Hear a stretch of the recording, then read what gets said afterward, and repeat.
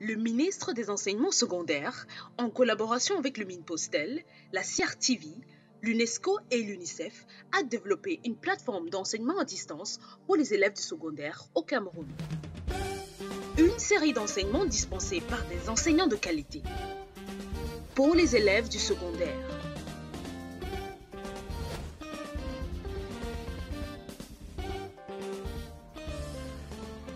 Apprendre n'a jamais été aussi simple avec l'enseignement à distance. Une initiative du ministère des Enseignements secondaires sous la supervision du professeur Pauline Nalova-Lyonga en collaboration avec le ministre des Postes et Télécommunications, la CRTV, l'UNESCO et l'UNICEF. Nous introduisons l'enseignement à distance comme une autre méthode d'enseignement et d'apprentissage qui diffère du cadre de classe traditionnel auquel vous êtes tous habitués. Dans le mode d'enseignement à distance, vous n'êtes pas avec l'enseignant en personne, alors prenez votre temps, détendez-vous, écoutez l'enseignant, prenez des notes et visitez les liens suivants pour toute question ou réponse à vos préoccupations. Allez-y à votre rythme. Nalova-Lyonga, ministre des Enseignements secondaires. Bonjour, chers élèves. Je suis M. Zéblis Anissé, enseignant de tourisme. Aujourd'hui, nous allons travailler sur le module technique d'accueil et d'animation touristique de la classe de terminale, accueil et animation des activités de tourisme et de loisirs. Le sommaire de notre module sera présenté ainsi qu'il suit.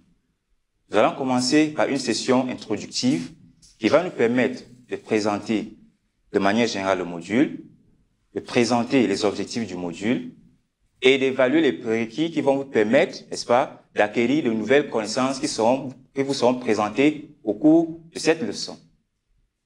De quoi s'agit-il dans ce module? Alors, ce qui est à noter ici, c'est que ce module est en effet structuré en 4 séquences. À savoir, la première séquence porte sur la vente des services ou produits associés à l'accueil. La deuxième séquence porte sur les activités administratives connexes à l'accueil. La troisième séquence porte sur la commercialisation, pendant que la quatrième séquence, elle porte sur les loisirs au Cameroun. C'est d'ailleurs cette quatrième séquence qui sera l'objet de notre leçon aujourd'hui. Pour ce qui est des activités d'intégration, chers élèves, il sera question ici de traiter d'abord des exercices sur l'évaluation des compétences, de traiter des exercices sur l'évaluation des compétences sur le module tout entier. Pour mieux appréhender cette leçon, vous devriez avoir les notions sur l'organisation des manifestations touristiques, la conception d'un programme d'animation. Cette quatrième séquence, qui est la dernière du module, qui porte sur les loisirs au Cameroun, est constituée en une seule séance qui va constituer notre leçon d'aujourd'hui. Commençons donc notre leçon par une situation problème. Alors, une animation touristique est une activité, n'est-ce pas, qui nécessite beaucoup de parcimonie et de méthode. Sa réussite repose donc sur l'accomplissement d'un certain nombre de conditions. La question que je m'avais donc vous poser, chers camarades, chers élèves, est la suivante. Énumérez 2 conditions de réussite d'une activité d'animation. Question. Énumérez 2 conditions de réussite d'une activité d'animation. Oui, toi qui nous regardes là. Très bien. Alors, ici, on peut citer le respect de l'identité du site, c'est-à-dire il faut tenir compte de l'identité du site, soit qu'on est dans un musée, qu'on est dans un parc d'attractions, dans un jardin botanique, il faut tenir compte de l'identité du site. Deuxième réponse, il y a l'importance des apports. Lorsqu'on parle d'apports ici, on fait référence simplement aux apports financiers. Lorsqu'on parle d'apports financiers précisément, on parle de budget. Et lorsqu'on parle de budget, on parle de budget d'investissement et de budget de fonctionnement. Deuxième apport, les apports techniques. À quoi est-ce qu'ils font référence? Ils font référence simplement aux aptitudes techniques et professionnelles dont doit faire montre un animateur professionnel. Maintenant, à la fin de cette leçon, vous devez être capable de définir loisir, de définir infrastructures ou espaces de loisirs, de présenter les types de loisirs au Cameroun, de nommer les caractéristiques de loisirs au Cameroun, d'énumérer quelques infrastructures ou espaces de loisirs au Cameroun, et enfin de décliner l'importance des loisirs. Nous allons donc commencer par une définition. Soyez attentifs et prenez les notes, je vous en prie. Nous allons commencer. Alors, définition, loisirs. On dit simplement que les loisirs sont un ensemble d'occupations auxquelles un individu peut s'adonner de son plein gré pour se reposer, se détendre, se divertir, développer son information, sa participation sociale volontaire après s'être dégagé d'un certain nombre de préoccupations professionnelles ou domestiques. Je reprends. Les loisirs peuvent être conçus comme un ensemble d'occupations auxquelles un individu peut s'adonner de son plein gré pour se reposer, se détendre, se divertir, développer son information, sa participation sociale volontaire après s'être dégagé des obligations professionnelles ou domestiques. J'espère que tout le monde est à la ligne. D'accord. Deuxième définition. Infrastructure de loisirs. Qu'est-ce qu'une infrastructure de loisirs? Qui peut essayer? Oui. Ok, on dirait simplement qu'une infrastructure de loisirs est un espace bâti ou non, conçu pour abriter des activités de détente, de divertissement et ou de vacances. Je reprends. Une infrastructure de loisirs est simplement un espace bâti ou non, conçu pour abriter des activités de détente, de divertissement et ou de vacances. Tout le monde est à la ligne, je crois. Alors, après ces deux définitions, nous allons passer maintenant au type de loisirs au Cameroun. Les types de loisirs au Cameroun. Soyez attentifs, s'il vous plaît. Alors, nous dirons simplement qu'au Cameroun, on peut retrouver 4 grands types de loisirs, à savoir les loisirs culturels qui tendent à développer la culture personnelle, la culture générale d'un individu, à l'exemple de la lecture. Nous avons également les loisirs sportifs, qui sont simplement ces activités physiques auxquelles se livre un individu de manière individuelle ou alors de manière collective. Nous avons ici le cas de l'ascension du mont Cameroun. Nous avons le cas d'un jogging matinal.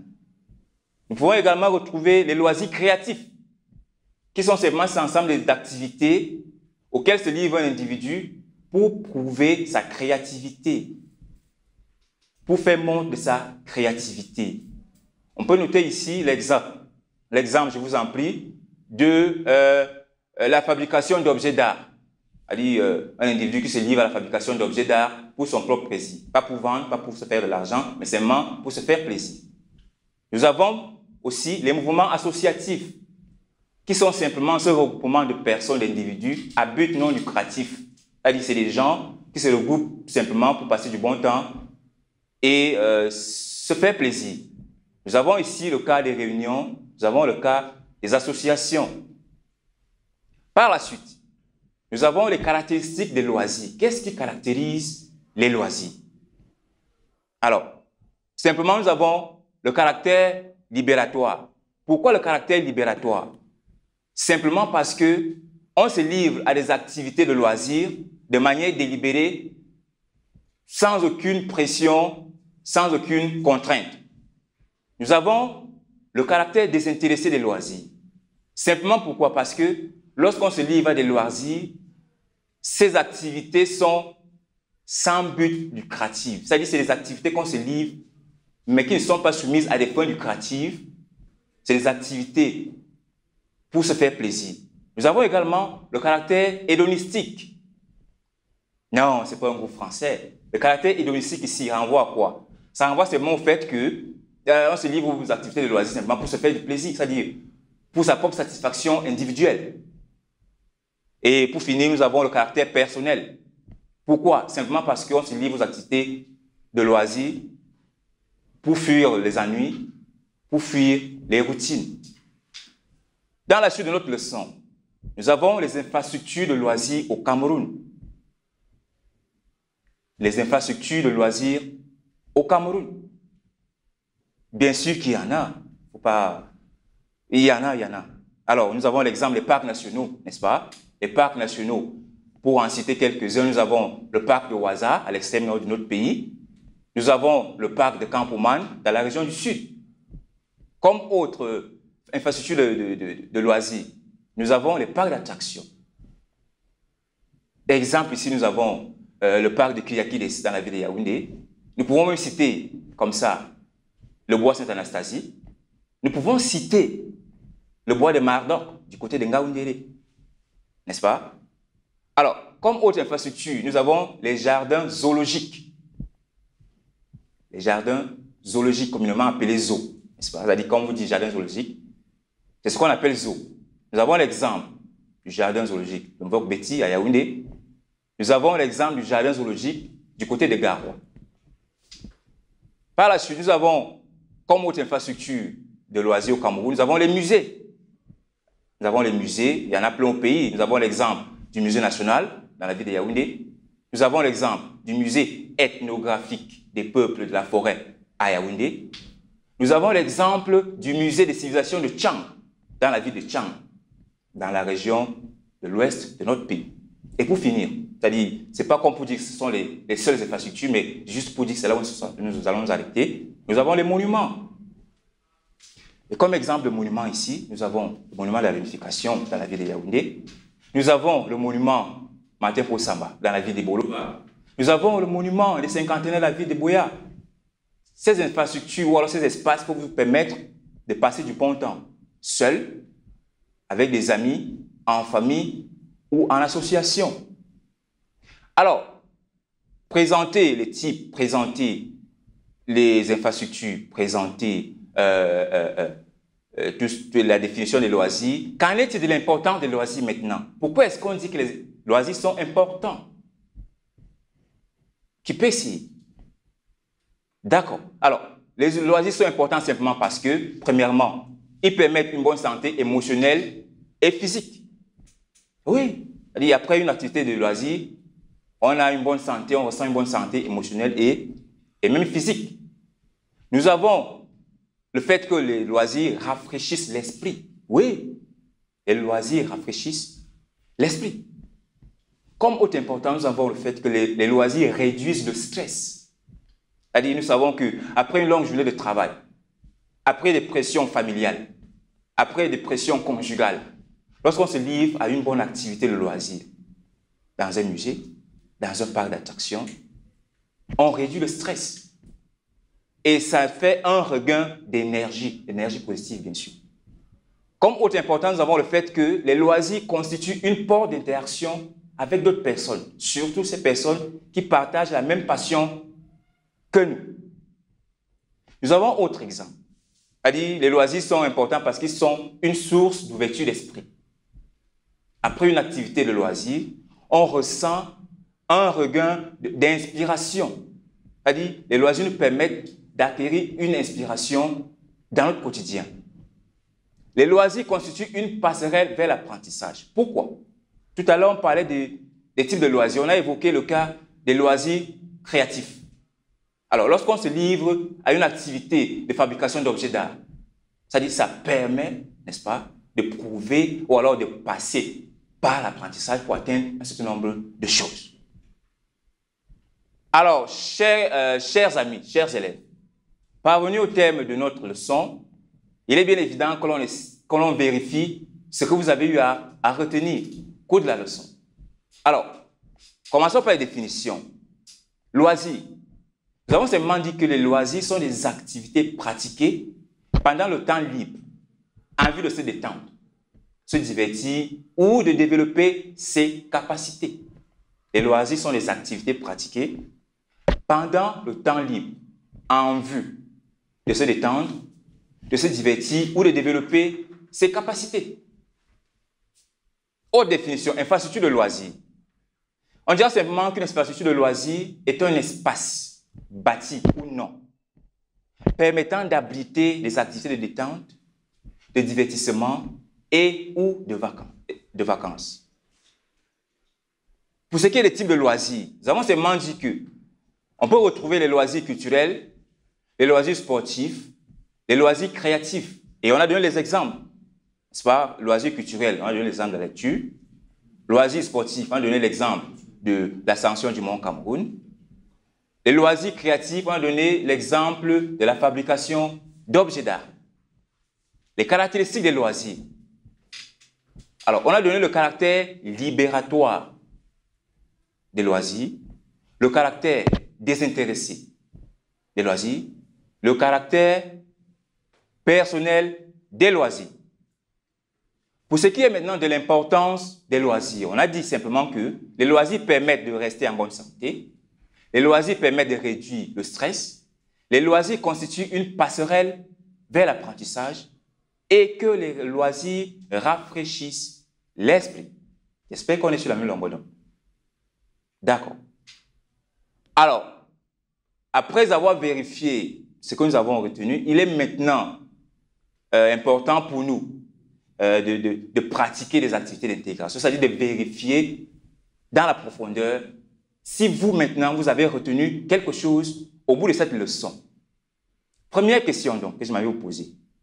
Définir loisir. Oui. Très bien.